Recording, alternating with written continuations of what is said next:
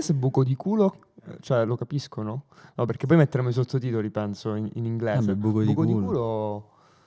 Buco di culo, vabbè, Che comunque sta anche per asshole. stronzo, no? Diciamo, lo Sì, usano più per... in termini letterale è proprio buco del ok. culo, sì. Sì. Ciao ragazzi, benvenuti all'ennesimo episodio di Caffè Meritato. Io sono Cri Io sono il Fish. e oggi siamo con un ospite d'eccezione. Sì. Anche se abita a 10 minuti da qui, abbiamo accanto a noi uno dei migliori chitarristi al mondo. Quindi Troppo gentile. un bel applauso, un caloroso saluto a Matteo Mancuso. Grazie. Ciao Matti, Ciao. come stai? Bene, tutto a posto. Questo è il tuo secondo podcast. Questo è non ricordo esattamente il numero di podcast, però è sicuramente uno dei pochi che ho fatto in italiano. Pochi, pensavo già fosse In italiano. non ricordo. giusto. Allora, che io ricordo è il primo che questo qui è il primo che faccio in italiano. Che onore. Però, Incredibile. sì, può essere che ce ne saranno stati altri, ma che la mia memoria non è molto insomma, memoria faccio a lungo cagare con la termine. memoria, sì. Siamo contentissimi di questa cosa. Non so se conosci già la filosofia da cui nasce questo podcast. È stata inventata dal fratello del tuo ex professore di musica delle medie, nonché Me l'hanno spoilerato, sì. Zibaldone, non so se lo conosci. Non ci siamo conosciuti purtroppo. Ho conosciuto il fratello Ok. che era il mio insegnante. Ma... Mio padre, vabbè. Incredibile. I più lo sapranno, insomma. Comunque, fondamentalmente questa filosofia nasce da mio zio perché lui ritiene che quando ti svegli la mattina, soltanto per il fatto di esserti svegliato e alzato dal letto, hai già meritato una serie di cose. Siccome la cosa più vicina al suo letto è la macchinetta del caffè, lui parte quindi con un caffè meritato, appunto. Bere questo caffè passa attraverso un rito che abbiamo inventato una volta in vacanza, lasciamo stare ai dettagli, e quindi, insomma, oggi davanti a te sorseggeremo questo caffè, Sorseggiamo. Ti inizieremo proprio alla setta. Quindi l'abbiamo già meritato Sì, senza... solo per il semplice fatto di Fantastico. essere qui. Sì, siamo qui, il caffè è meritato. Perfetto. Già l'hai meritato. Allora, seguiamo il rito. perfetto. Al merito. Ci guardiamo tutti, Ok? un sorso. Ci riguardiamo, sincronizziamo le teste. E allora, Che dire, Matteo? Intanto sono gasato. Faccio uno spoiler per Davide che lo voleva sapere perché ci ha chiesto come ci conosciamo, no? Questo è un off topic. Sì, niente, noi ci siamo conosciuti credo ai tempi delle medie, super giù. Sì, io ricordo avevo 12 anni. Ecco, seconda media, forse sì. Sì, io primo o seconda media. E avevamo un amico in comune che era Emanuele Scaduto. Esattamente, che infatti. conosce anche lui, tra il l'altro. grande reverenzino. Il grande Emanuele Scaduto, che salutiamo. Eh sì, Salutiamo, noi salutiamo. uscivamo in bici insieme, lui comunque è figlio di una mia insegnante appunto delle medie. La devo raccontare quella volta che sono quasi morto in bici per causa tua. Sì. Di solito si comincia dalla nascita. Questa è una cosa che lui sa da pochissimo tempo, perché ci siamo visti la scorsa settimana e gliel'ho detto. In pratica ci fu una volta, è stato sempre in quel periodo 12-13 Sì. anni, e siccome ci frequentavamo spesso per uscire in bici, c'è stato un pomeriggio a Casteldaccia quando io sono uscito tranquillamente, l'ho chiamato e gli ho detto ma che fa, dobbiamo uscire. In poche parole lui non poteva, io ero però già arrivato a casa sua, davanti a casa sua, quindi ho detto vabbè, mi ha fatto pacco, L'ho riscendo.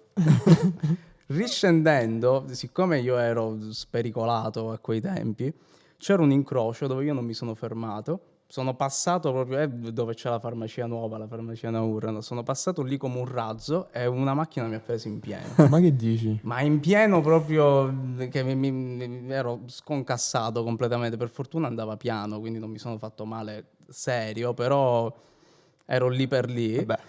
Mi sono rialzato e me ne sono andato. Non ho neanche parlato con quello che guidava, praticamente. Ero tipo super spaventato. Sono tornato a casa e ho detto cazzo, Manuel mi stava facendo uccidere praticamente. Però sembra fatto apposta. Qualche settimana fa eravamo qui per registrare la puntata di Chris Clun, un comico, non so se lo conosci. Sì. E ci ha raccontato che lui è cambiato drasticamente da quando ha preso una botta alla testa. Può essere che... Ma tu già suonavi quando è successa questa cosa? Sì, già suonavo. Magari ci sarà stato un miglioramento. Non mi sono accorto. Boh, hai visto? Percettibile. Ma appunto, guarda, me l'hai servita su un piatto d'argento, no?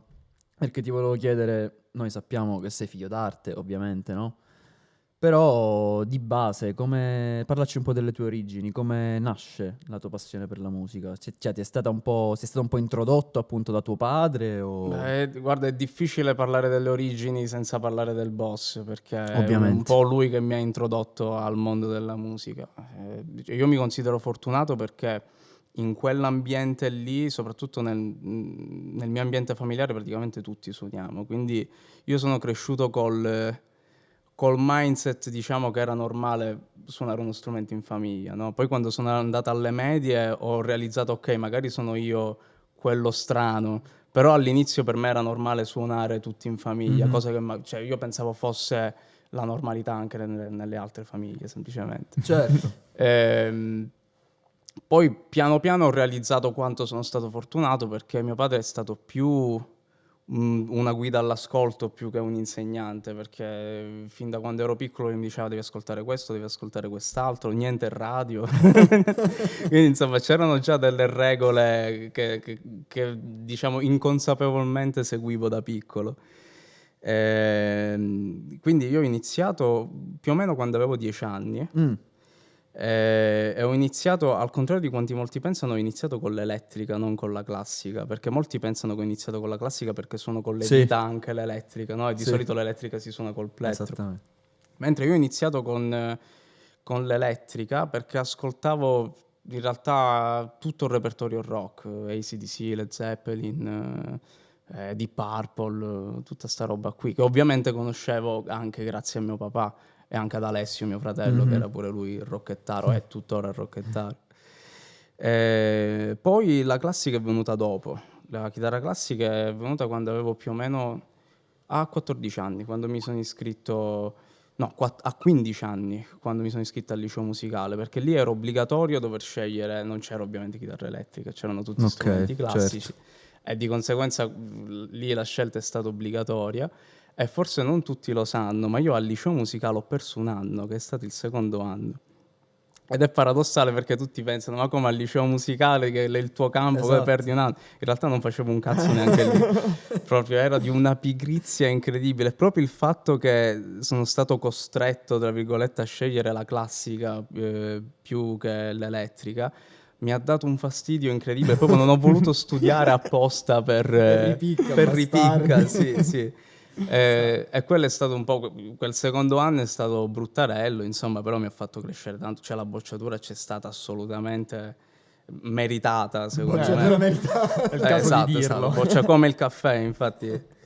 E da lì c'è stato un cambio di mindset, diciamo. Da lì ho cominciato a studiare un po' più seriamente. Prima dei 15 anni, diciamo, era più, non dico un hobby perché sapevo già che volevo fare il musicista, però la prendevo molto più alla leggera di adesso, sicuramente. Vabbè, dai, avevi una mentalità diversa, cioè un Sì, ragazzino, sì. quindi sti cazzi ci sta Sì, anche, sì, voglio sì. dire. Sì, diciamo che c'è un prima e un dopo la bocciatura, praticamente. Meno male, ci sta. Cioè, vedi come puoi vedere, infatti, da bambino prodigio a uno veramente dei migliori chitarristi al mondo. Sì, tra cioè. l'altro su un sito internet, adesso non ricordo la fonte, ma non facciamo pubblicità. Cioè, ragazzi. Ho letto che sei stato definito il Sinner della chitarra Minchia, il elettrica. Sinner della... L'hai letta questa cosa? Sì, a me non so, non mi piace tanto perché il paragone sport-musica è sempre un Beh. po', però ti fa piacere sicuramente. Vabbè, è il concetto che c'è dietro, magari. Sì, sì, beh, ma più che altro perché siamo un po'... Sinner è esploso nello stesso periodo in cui alcuni dei miei video sono diventati virali, quindi c'è stata questa coincidenza tra Sinner e me, almeno su internet, che magari ha favorito il paragone. Diciamo, come ci si sente ad essere considerati dall'esterno? Poi magari ci stanno prova del fatto che sei un ragazzo umilissimo, quindi magari tu puoi anche non pensarla Che questa tu cosa. sappia, quindi... Che io sappia. Che io sappia. Beh, posso confermare, dai. Però, cioè, come ci si sente ad essere considerati dall'esterno i numeri uno nel proprio settore, nel proprio ambito? Allora, se devo essere 100% onesto, è fighissimo. Cioè, ovviamente ti fa piacere, no? Cioè, fare pure il falso modesto e dire ah, ma non è vero, oppure ah, sì, ma sono concentrato su altro. Sì, è vero, però ti fa piacere, nel senso quando senti queste cose, soprattutto se sono magari i tuoi eroi a dirlo, che come è successo con Steve Vai, con Aldi Meola, quello è stato tipo la coronazione di un sogno, no?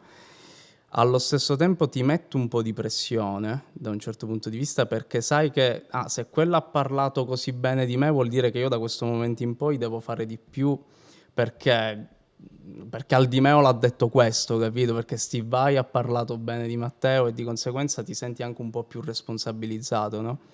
E quando è che è successo? Io ricordo nel 2020 io ho avuto l'opportunità di fare molti video proprio per la pandemia, no? E quindi ero rinchiuso a casa, ed è stato un po' il periodo in cui magari c'è stato un po' più di attenzione su internet, il periodo in cui Steve Vai ha Chiaro. visto i primi video, e lì la prima reazione ovviamente ti fa piacere, sì, però allo stesso tempo sai che per continuare sullo stesso livello devi scervellarti ancora di più, devi fare ancora... C'è sempre un sacco di lavoro dietro, ovviamente. Dato che hai una fanbase prettamente straniera, cerchiamo di esportare il marchio Italia nel mondo. In un'unica parola, questa paura, questa pressione, ma in un unico gesto. Strizza, Strizza un po', assolutamente, no? sì, sì. Comunque questa risposta ha aperto le porte ad una mia curiosità, perché hai ricevuto un sacco di endorsement, si dice così, giusto? Ok. Bravo, si sta americanizzando, bravo. È molto, difficile molto per lui. lentamente. Tantissimi critici musicali hanno parlato bene di te, lo hai appena detto anche tu, però purtroppo, per fortuna, la libertà di parola è concessa a tutti. Quindi sotto alcuni video capita magari di beccare il commento dell'hater. Sì, haters. c'è un critico musicale che ci è andato giù pesante, Con ricordo. te? Sì, sì, dopo c'è stata un'intervista che ho fatto all'inizio di quest'anno, che è andata tipo super virale, ha fatto tipo 1 milione su YouTube in 4 giorni. Ed è stato tipo incredibile. Questo intervistatore si chiama Rick Beato, ha un canale interamente dedicato alla musica, ed è uno dei più seguiti in ambito musicale, no? È uscita questa intervista a gennaio, e a febbraio esce questa sorta di recensione eh, di uno, non mi ricordo come si chiama, fa Silvestrin di cognome, però non ricordo come si chiama di nome. E c'era andato pure giù pesante, però ci sta, hai la libertà di parola, quindi è normale che sia così quando vieni esposto a più persone. Chiaro. È ovvio che non puoi fare contenti tutti, va. Però questo di Silvestrini in particolare ci va giù bello pesante, sì. E tu come incassi il colpo? Ma ti devo dire, è pure divertente vederlo, perché dici, cazzo, vedo anche l'altra campana, capito? Perché non è neanche bello leggere solo commenti positivi, perché cioè, non può essere tutto rose e fiori, capito? A me piace anche leggere il commento dove ci sta pure una critica costruttiva. Ah, bello, però il mix fa cagare, metti caso. Oh, bello, però non mi è piaciuto questo. Cioè, secondo me è pure più sincero, capito? Piuttosto che dire, ah, Matteo è tutto perfetto. Cioè, nessuno è perfetto. E per quanto concerne le critiche non costruttive, soprattutto magari da piccolino, quando Appunto.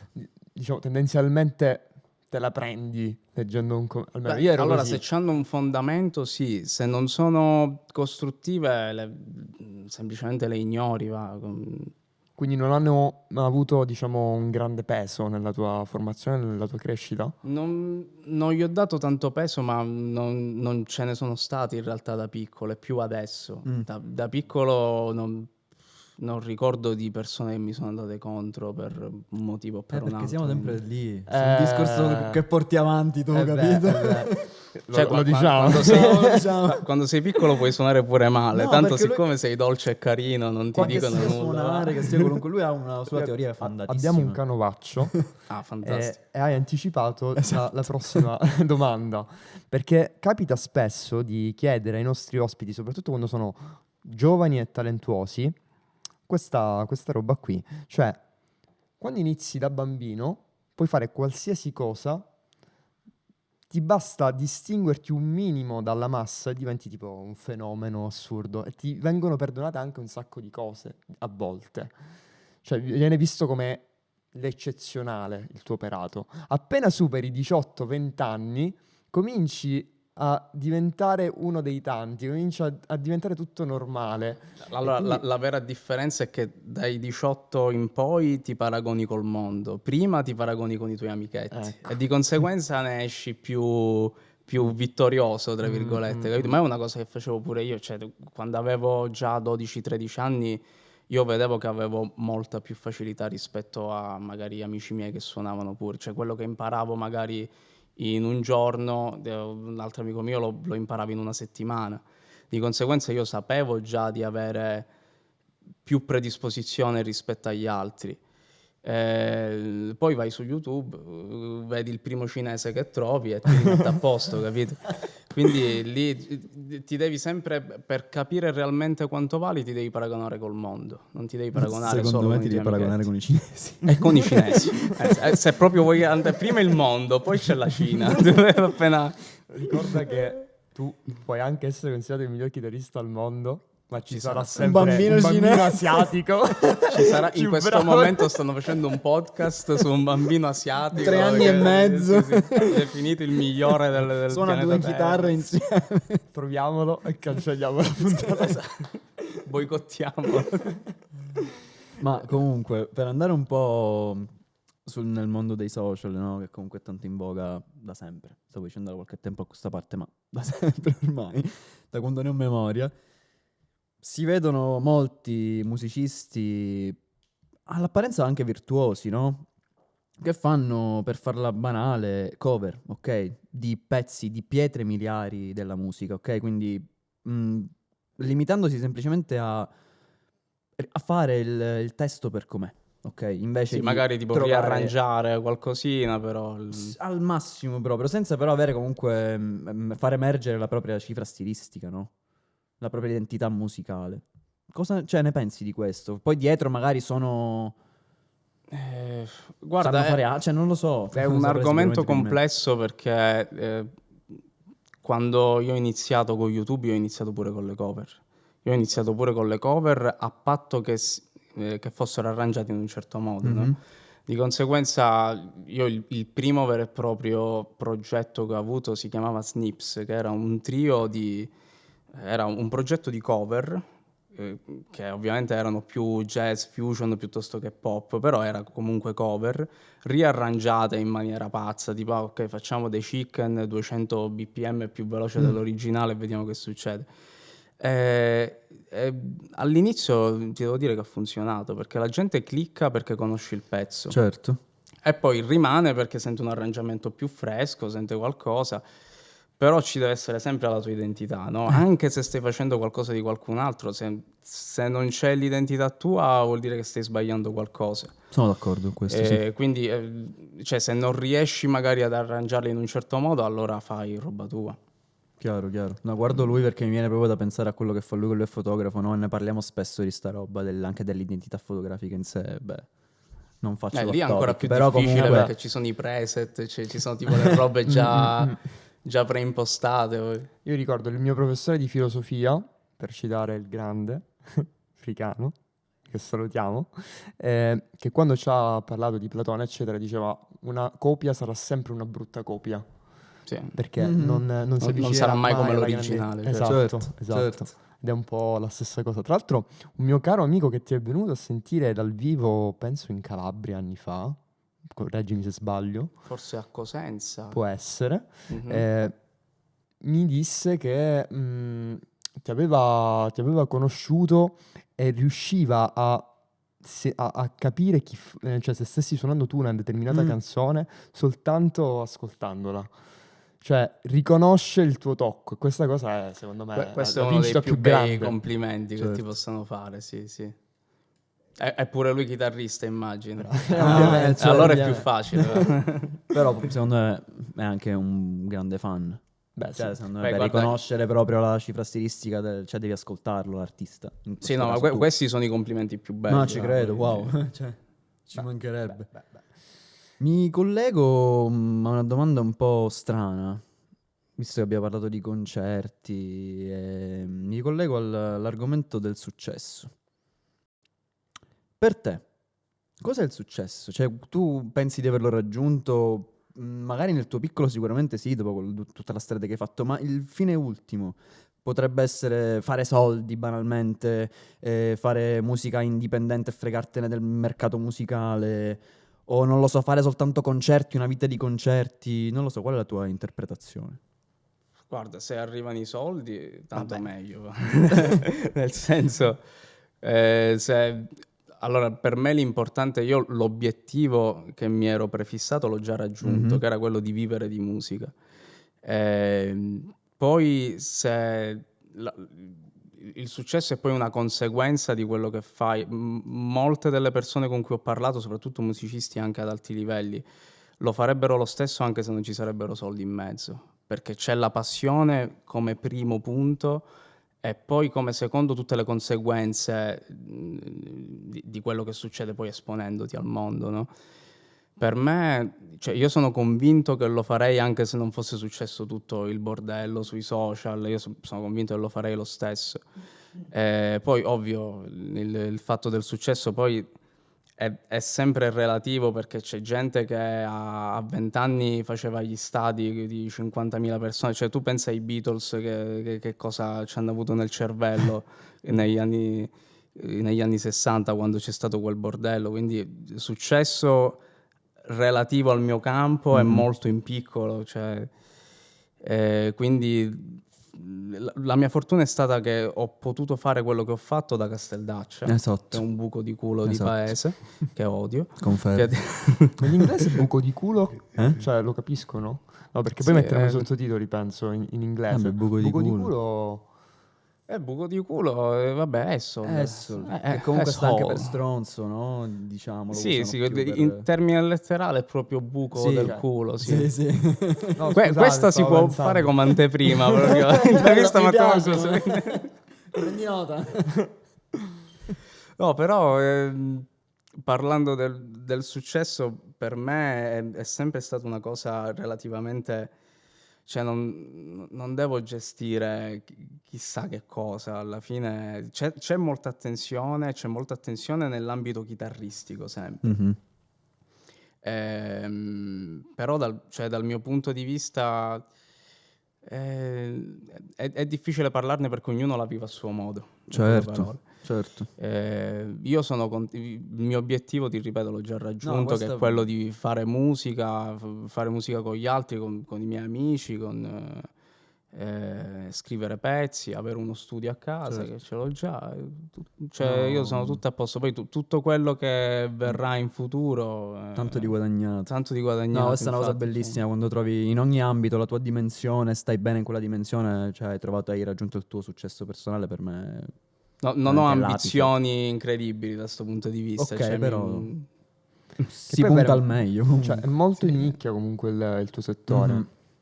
Sì, ma per questo è sempre il mestiere del musicista è un po' è sempre molto rischioso anche ad alti livelli, perché tu non lo sai se l'anno prossimo quanto suoni, se ti chiamano, se non ti chiamano, perché dipende sia dalle leggi del mercato, dove comandano i numeri ovviamente, sia da come la gente si aspetta che sia la tua musica, oppure ci sono pure delle aspettative, ci sono tutte delle dinamiche che tu non puoi prevedere nella musica. Al contrario invece di quando fai un prodotto, metti caso che tu fai latte. Se fai latte ed è buono, lo vendi, Mhm. punto. Non ci sono fattori di imprevedibilità Certo, come c'è sì o nell'industria no. musicale. Cioè, sì o no, Sì, se vabbè, se tu fai sedie, se le sedie non si rompono e durano, le tu vendi. lavori. Se invece tu fai musica, non c'è un valore oggettivo, cioè questa musica è bella. Non, può essere che è bella in Italia o che fa schifo in India, Beh, oppure piace in America e nel resto del mondo non se la caga nessuno. Quindi il settore musicale è un settore dove quando si investe c'è sempre quel fattore di imprevedibilità, che non importa se ci sono 110 critici sul Mhm. solo album o chi fa tipo tutta la promozione, il resto, basta una cazzata Vabbè, e diventi famoso. così nella musica comunque è una peculiarità comunque dell'arte, diciamo in generale. È una peculiarità dell'arte perché non Però- può essere quantificata, Esatto. al contrario di molte altre Però cose. comunque il mercato musicale è una vera merda, questo quella Sì, è una merda in non particolare. è sempre meritocratico, sì, però. Esattamente. Anche se fa parte di un genere completamente diverso, Cesare Cremonini ad un podcast diceva un po' la stessa cosa, cioè a un certo punto arriverà il momento in cui la cornice si sposta. Mhm. Cioè la tendenza musicale del momento, e a quel punto tu devi scegliere se rimanere nel tuo oppure spostarti Omologarti, insieme andare un po'. alla cornice. E anche lì comunque è rischiosissimo, perché potresti essere il migliore del mondo nel tuo, ma spostandoti e seguendo le tendenze del momento potresti anche fare degli aborti, si può dire. Magari non penso neanche agli aborti, però più che altro sicuramente se io ti ascolto per un motivo, io fan numero uno, che ti ascolto da quando ho 15 anni, e poi quando arrivo a 20 anni tu mi cambi completamente genere, come molti artisti che io ascoltavo hanno fatto, e non ti ascolto più. Sì. Perdi una grandissima fetta di fanbase, secondo me. Sì, è sempre il dilemma dell'artista, mi devo evolvere O mi vendo, oppure mi vendo. rimango, cioè sì. Sì, sì. Vabbè, ma è ovvio che io faccio sempre questo paragone. Quando ero adolescente ascoltavo tantissimi Dream Theater, ora molto meno di prima. E se ascolti i primi album a me piacciono molto di più perché ho il ricordo di quando li ascoltavo quando avevo 13-14 anni. Ovviamente quando ascolti a quell'età e poi riascolti molto tempo dopo c'è anche un fattore di nostalgia che gioca. Chiaro, ti risuscita quelle emozioni lì. Sì, sì, però è ovvio che John Petrucci non può scrivere come quando aveva 26 anni, ora ne ha 50, non so quanto, è ovvio che non scrive allo stesso modo di quando ne aveva 20, quindi l'artista si evolve sempre. Io preferisco l'artista che cerca di rischiare un pochino e dice io voglio fare qualcosa di diverso stavolta, perché quelli che cercano di rifilarti la stessa minestra per accontentarti ci vedo un po' di falso, perché tu non puoi scrivere come quando ne avevi 20 anni o come quando Certo. avevi... Poi ci sono artisti che non hanno avuto, diciamo, un'evoluzione incredibile e che hanno detto io sono questo e questo sarò per tutta la vita. Però tendenzialmente preferisco quello che si evolve nel corso del tempo. Ok, su ecco. questo siamo assolutamente Sì. d'accordo, ma nel momento in cui si parla di evoluzione va benissimo. Nel momento in cui si parla di tendenze, quindi di mode, ad esempio, infatti, va di moda la Quindi trap. involuzione. Ecco. Era quella la mia critica, appunto. Cioè, capito? se adesso va di moda la trap, Matteo Mancuso, cosa Fai il pezzo fa il pezzo trap? No, Ma l'ha non ne scritto sarei- lui. Ah, ritorniamo all'inizio. Hai scritto tu Sesso e Samba. Sesso e Samba, sì, l'ho scritto io. Infatti. Il mio nome d'arte era Tony M. non era- Poi, ritornando un attimo seri, è vero, si evolve l'artista, però c'è da tenere in considerazione anche che si evolve, cresce, cambia anche l'ascoltatore. Cioè, per esempio, nel 2018 esce il film sui Queen, Bohemian Rhapsody, tutti ad ascoltare i Queen. Le canzoni di Queen sono rimaste quelle, non penso abbiano pubblicato nient'altro. E chi? Poi, vabbè, però magari sono passati questi 6 anni, noi siamo cambiati, l'hype dovuto anche all'uscita del film è finito Sì. e non ascoltiamo più le canzoni dei Queen come nel 2018. Quindi Chiaro. nel frattempo crescono anche, immagino, gli ascoltatori e cambiano i gusti degli ascoltatori. Sì, quello è un fatto più di esposizione, secondo me, il fatto che magari in quel periodo sulla radio c'erano i Queen a manetta proprio perché era uscito il film e sei più esposto a quel tipo di musica. È un argomento difficile, cazzo. Vabbè, ha buttato una cosa lì. tanto Questa è una per- bomba. Cioè. No, per me l'esposizione gioca un fattore fondamentale perché io anche il motivo per cui io non ascolto certa musica è anche dovuto al fatto che io non ascoltavo la radio da piccolo. E poi è venuta dopo. Ovviamente siamo tutti esposti alla radio, però io sono del parere che è vero che c'è molta merda in questo momento, però l'ascoltatore medio sa distinguere quello che è merda da quello che è bello. Basta esporlo al bello e sceglierà sempre il bello alla merda.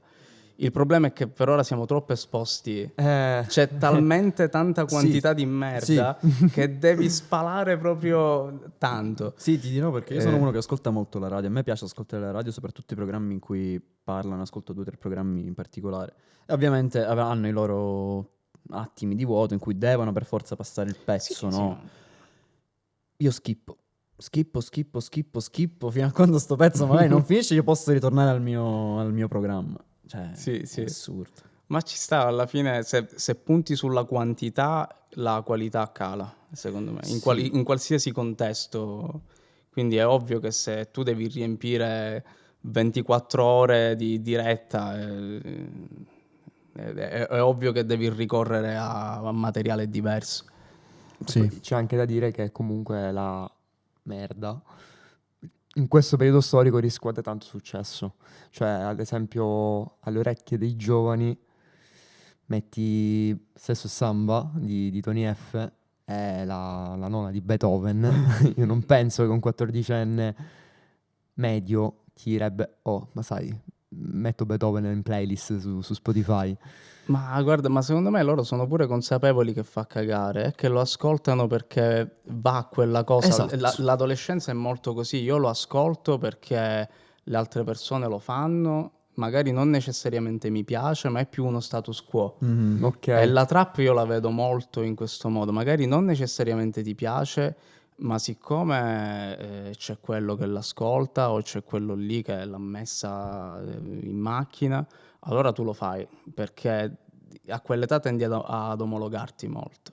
Appena cominci ad avere 20 anni, passati i 18 cominci ad avere dei gusti magari un po' più personali e lì la trap comincia a scomparire un po' di più. Che bello, riceveremo un sacco di insulti. per Cazzo me ne frega, però ti dirò, io spezzo una lancia a Ma favore io poi della non trap sono un perché- grande ascoltatore, quindi cioè, in realtà io sto parlando di cose che non conosco, perché Beh.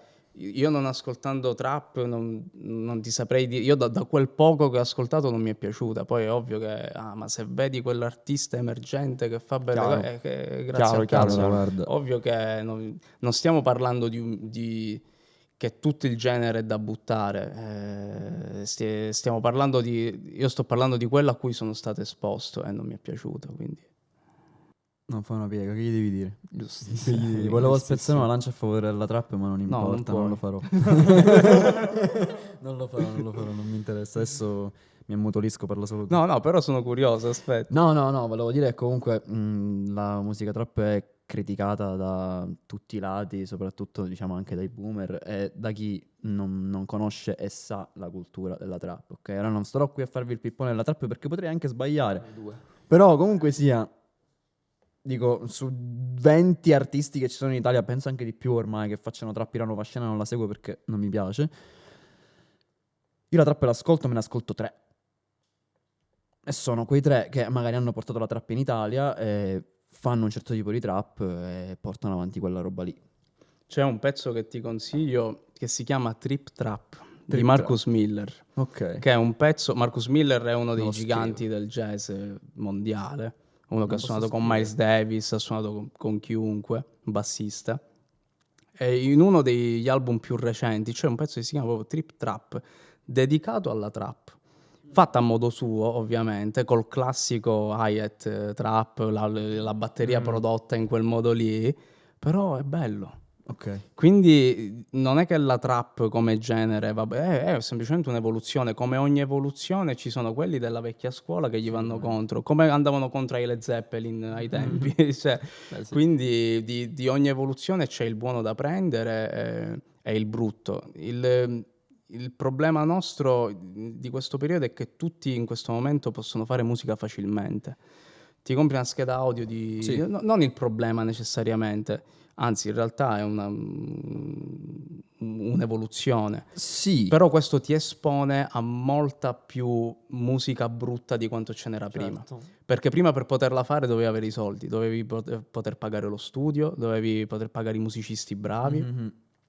Adesso tu c'hai la drum machine, c'hai la scheda audio della Scarlett che ti costa meno di 100 euro E di conseguenza, cioè, ovviamente ci sono persone che con la Scarlett di meno di 100 euro ti fanno capolavori. Ci fanno i soldoni Però anche, ovviamente quindi- molte più persone Certo. possono produrre musica. Eh Per sì, in questo digitale ovviamente ormai, cioè, la produzione digitale va. Diciamo, rapportando questo discorso al mio campo, c'è un po' lo stesso problema, tra tante virgolette, nel mondo della fotografia. Perché anche lì la fotografia, grazie alla tecnologia, all'evoluzione, è diventata molto più accessibile rispetto a una volta. E la produzione di più fotografie, o in questo caso di più canzoni, poi anche per una pura questione di statistica, aumenta la probabilità di avere musica magari non eccelsa da un punto di vista prettamente qualitativo per come lo intendiamo noi. cioè, il mio è proprio un discorso puramente di statistica, proprio Beh, più sì. persone Sì, hanno sì, accesso alla certo. musica, ovviamente. I numeri non sbagliano. Ma spezziamo un po' di serietà, seriosità. infatti, sì. Parliamo di aneddoti. Potresti raccontarcelo, immagino, 1 milione, però noi ti chiediamo il più divertente avvenuto magari durante un live. Allora, ne ho uno. Per farvi capire il contesto, eravamo a Cervo. Il posto si chiama Cervo. Che non è solo un animale, Cazzo, quindi. Al Cervo. nord. Sì, io purtroppo non mi ricordo la regione, però. Eravamo al nord. Forse in Piemonte, comunque, non ricordo. E c'avevo provincia di il Renna. bassista con cui suonava ai tempi, si chiama Stefano India, e io anche abbiamo un po' il terrore delle cavallette. Ah, A me siamo in proprio tre. fanno Ci schifo. dicono dalla regia Liguria comunque. Liguria? Che a Piemonte, Allora Liguria. tagliala così. Diciamo. Allora sì. Allora sì, c'ho un aneddoto divertente. Ed eravamo a Cervo in Liguria, me lo ricordo benissimo. Allora, in poche parole, durante il quinto, sesto brano, eravamo a metà scaletta. Arriva una cavalletta di sta portata sul palco. Finiamo il pezzo, io poi non la vedo più, l'avevo proprio intravista davanti alla batteria. Finiamo il pezzo, ho detto vabbè, è scappata, non lo so se ne è andata da qualche parte. Mentre Stefano parlava al microfono, Stefano India è il bassista, vedo la cavalletta che gli sale nella schiena. Nella schiena. Io so che lui ha il terrore, quindi io non gli ho detto nulla. Cioè, io tra l'altro ero dall'altro lato del palco, quindi non potevo avvisarlo. Lui parlava e c'era sta cavalletta che camminava. Io ho pregato veramente tutti che si fermasse sta cavalletta. Si è fermata tipo all'altezza delle scapole e poi non si è mossa più. Lui sta morendo Tutto il perché... concerto così l'ho fatto. No, poi non lo so, poi Stefano si è girato, immagino che poi la cavalletta abbia... Sei finito non sulla lo tua so. schiena. Che succede? Poi facciamo un altro pezzo, eravamo tipo quasi a fine concerto e arriva la cavalletta da me e si mette sulla pedaliera. Tra l'altro io per cambiare i suoni devo schiacciare la pedaliera, no? Quindi ho detto o l'ammazzo. Cioè, ci sono due, o non suono più. E dovrebbe esserci un video su YouTube, mentre io faccio il solo, faccio un salto e praticamente faccio così e sbatto il piede sul palco. Ovviamente dalla vista del pubblico tu non lo vedi, pensi tipo si è gasato, capito? Si è gasato perché ho fatto pure un bending, tra l'altro era tipo tutto... Invece lì era per schiacciare la cavalletta sulla pedaliera. L'ho schiacciata ma con una forza di giuro perché dovevo essere sicuro che doveva morire, no? E giustamente c'era tutta la pedaliera impregnata di schifo di cavalletta. Fantastico. Perché ovviamente io che ho continuato a suonare, per fortuna avevo cambiato pure un suono che non mi serviva perché era sopra la pedaliera, però ho detto vabbè, io ho aggiunto il chorus, sti cazzi. Questo è sicuramente la cosa più assurda che mi sia mai successa. Questo è stato l'anno scorso. E se volete vedere Matteo Mancuso che schiaccia le cavallette, prossima data? Prossima data a Cervo non so quando ci No, torno no, di no, nuovo, a Cervo in generale, perché lì ci Liguria. sono le cavallette. Non so, vediamo. Ma Tra l'altro sappiamo che sei stato bello pieno in questo periodo. quest'estate sì, Beh, tanto, per lo più in Italia, però qualche data fuori l'abbiamo fatta, sì. mi ricordo che ti avevamo cercato, forse tramite tua mamma, perché è collega di mio papà, quindi accennai sì. qualcosa. Mi disse che eri in Germania, una roba del genere. A settembre sono stati in Germania recentemente, sì. Bellissimo. Per 2 settimane, tipo. Non solo Germania, abbiamo fatto Austria, poi siamo andati a Varsavia, in Polonia, e poi sono tornato. Wow. Che emozione si prova nel avere davanti a sé un pubblico di un altro stato che parla un'altra lingua ma che si riconosce, che si diverte con la tua musica? Guarda, sai che paradossalmente è un po' più rilassante per me Mm, suonare con un pubblico che non parla la tua lingua. Io non so perché, ma sono sempre stato più tranquillo a parlare al microfono in inglese piuttosto che in italiano. E soprattutto quando faccio un concerto. Questa è una cosa, un problema mentale che ho io, non so. No, però è curiosa come Però cosa. io sono più io per esempio un concerto in cui ero particolarmente emozionato è stato al Santa Cecilia a Palermo, Mhm. Bellissimo posto. perché perché io lì pensavo, cioè se faccio malafiura poi domani lo incoccio quel picciotto là davanti, capito? Perché è di Palermo, Certo, capito? Mentre se faccio malafiura tipo in Germania o dove, ma tanto chi cazzo lo deve vedere più quello? certo, è Questo giusto. almeno era il mindset, però in realtà cioè, ci tengo, soprattutto quando suono in Sicilia, ci tengo proprio a... Proprio perché la maggior parte della gente che vedo, magari è gente che Mhm. conosco, amici, eccetera, eccetera, ci tieni a fare bella figura perché chiaro. ci sono tanti amici, c'è la famiglia magari. Mentre quando suoni all'estero magari sei un po' più rilassato da un certo punto di vista. Almeno questo è quello che è capitato a me. Poi è ovvio che, per esempio, è successo recentemente, ho fatto questa serata al Guitar Summit dove c'erano... il Guitar Summit è una fiera dedicata alla chitarra Mhm. che fanno a Mannheim. Infatti ero in Mm. Germania proprio per questo motivo. E c'erano quasi 3.000 persone ed era tutto pienissimo anche sugli spalti, nei lati, era una figata. La venue era veramente spettacolare. E lì ovviamente un po' di strizza Eh, ti viene, Beh, va. Però è prima di salire sul palco, almeno nel mio caso. E prima di salire sei un po' in tensione, dopo il primo pezzo è tutto a posto. Poi ed è ovvio che è era pure abitudine, va. chiaramente, chiaramente. Ed è stato quello il palco con più gente, con più pubblico. Il palco con più pubblico non è stato ad un mio concerto, è stato a un concerto di Gio Bonamassa dove sono stato ospite. Ok. E wow. lì c'erano, no, ma forse neanche quello, sai. Eh, Da Bonamassa c'erano 5.000 persone ed era un'arena a Berlino. Beh, Mentre c'è stato anche un concerto che ho fatto con la PFM, la Premiata Forneria Marconi, un gruppo prog Mm. storico italiano. Io ho fatto solo una serata con loro perché ero sostituto del chitarrista che ok. non poteva venire, non poteva Si sono esserci. trattati malino, allora, insomma. No, ma hanno fatto, era un evento particolare perché hanno fatto pure un DVD per quella serata lì. Oh. Infatti lo trovate, si chiama The Event Live in Lugano, eravamo in Cioè, Svizzera. è come se ti mancasse il 10° a calcetto e inviti Perché- Ronaldinho. E lì c'erano pure, no, forse un 2-3 mila persone. Però, però. Eh, Perché c'era la piazza, era all'esterno, c'era la piazza tutta piena, quindi...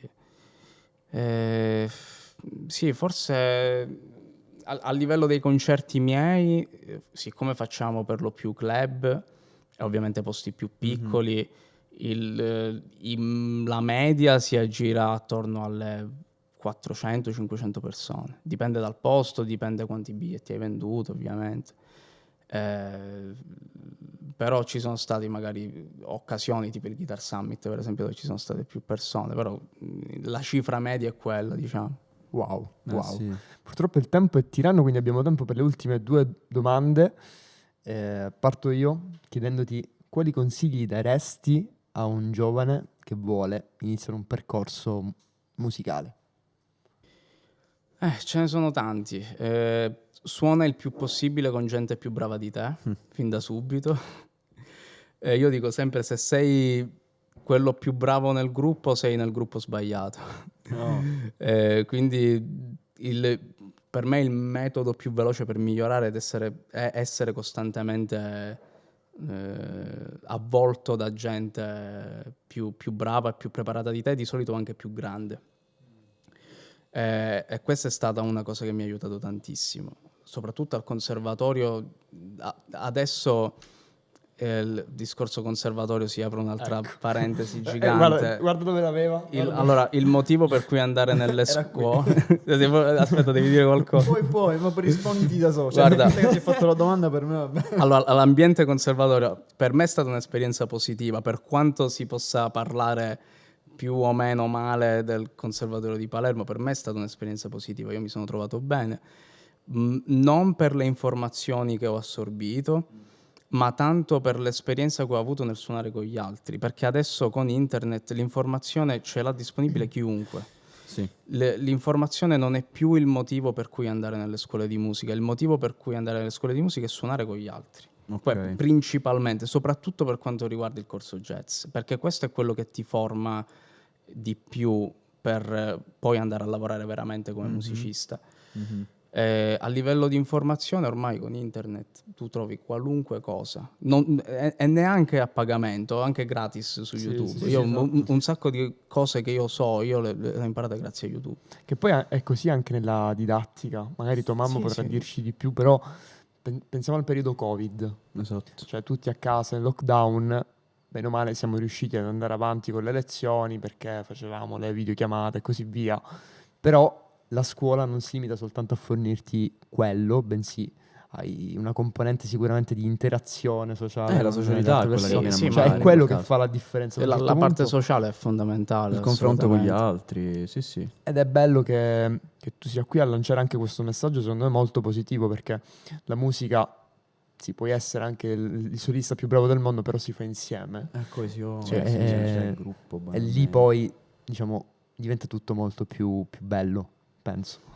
Sì, ma Sì. uno dei motivi per cui ho scelto l'elettrica al posto della classica, che purtroppo la chitarra classica non è uno strumento d'orchestra, quindi nella maggior parte dei casi tu suoni da solo. Sì. E questa è sempre è proprio la cosa che mi ha fatto scegliere. Se devo scegliere un motivo, questo è il motivo principale per cui ho scelto l'elettrica come strumento principale piuttosto che la Per suonare classica. insieme, quindi con gli Perché altri. con l'elettrica tu suoni con gli altri, Certo, più spesso, certo. piuttosto che con la classica. Certo, ultima domanda, che classicona, la facciamo in coro, la facciamo Colore tutti. preferito? Sempre No. verde. Sempre verde. Sempre fresco. Sempre Fresco il panino. Vabbè. Sempre verde. Progetti futuri? Minchia. Progetti futuri. Secondo album. Yeah. Spero che per l'anno prossimo sia pronto. Per ora sono nella fase di scrittura. Questo è il progetto futuro, quello, il progetto principale. Poi c'ho altre cose, insomma. Un featuring con Tony F. Un featuring con Tony F, sì, assolutamente. Va bene Matteo, che dire, grazie per essere stato qui. È stata, a parer mio, una chiacchierata incredibile. Grazie. Se vuoi la rifacciamo. Penso Con anche piacere. per Cri. Assolutamente sì, assolutamente sì. E speriamo anche di averti, diciamo, indottrinato nella filosofia di mio zio col caffè meritato, all'insegna di una vita piena di successi, ma a queste te non mancano, ma soprattutto di spensieratezza e relax. Quindi grazie ancora Matteo, ci vediamo alla prossima, grazie a tutte le persone che ci hanno seguito fino a questo momento, vi ricordiamo di continuare a farlo sui nostri canali social. Ragazzi, a caffè meritato è tutto. A voi la linea. Sigarette. Ciao ragazzi.